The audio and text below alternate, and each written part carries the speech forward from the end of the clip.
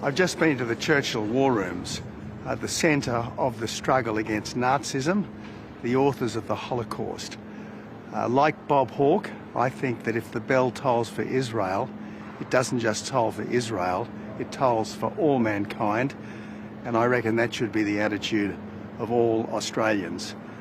I just wish that authorities in Australia at the moment were dealing with hate speech and anti-Semitic protesters with the same brisk efficiency that they dealt with protesters during the pandemic. Well done on having this conference. Let's rededicate ourselves to the best Australian values, which are to be a welcoming country for everyone, particularly for people of the Jewish faith.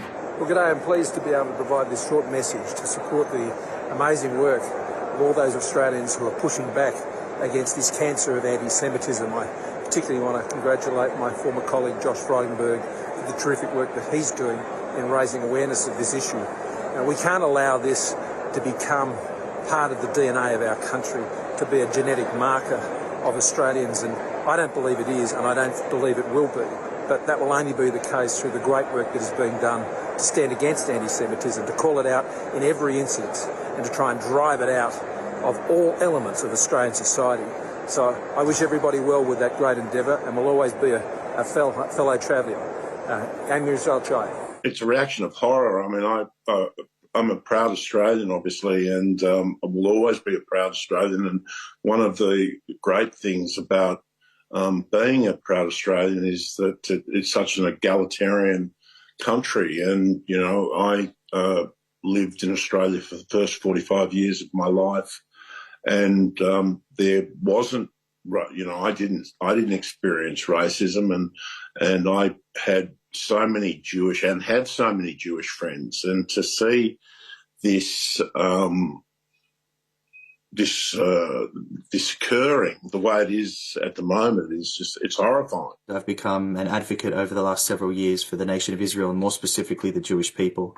I've had the privilege to come alongside the Jewish community, and I'll be honest, I've been shocked at what I've seen. The rise of anti-Semitism is tragic, particularly in a country that I grew up in and a country that I still call home. So it's important that every single Australian stands up. They educate themselves and they stand with the Jewish community as a sign of solidarity and support to a people who have given so much back to this country and this nation. Well, the dangerous rise of anti-Semitism in Australia is a threat to our way of life. It's a threat to our multiculturalism, it's a threat to our democracy, it's a threat to our stability. We have to be honest, anti-Semitism has taken a foothold in Australian universities, and I'm going to do everything I can in partnership with my university colleagues to put an end to it.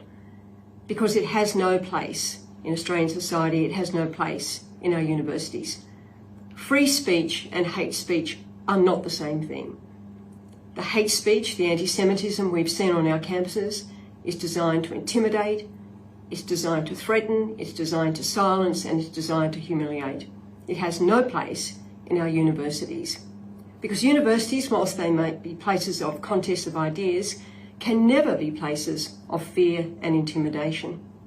I'm really proud of the way my university, Western Sydney University, has handled this issue. We've taken decisive action each and every time we've seen incidents of anti-Semitism to stop it. But it needs more than Australian universities. This goes much further than that. We need every aspect of society to come together to create a more peaceful, more respectful, more tolerant Australia.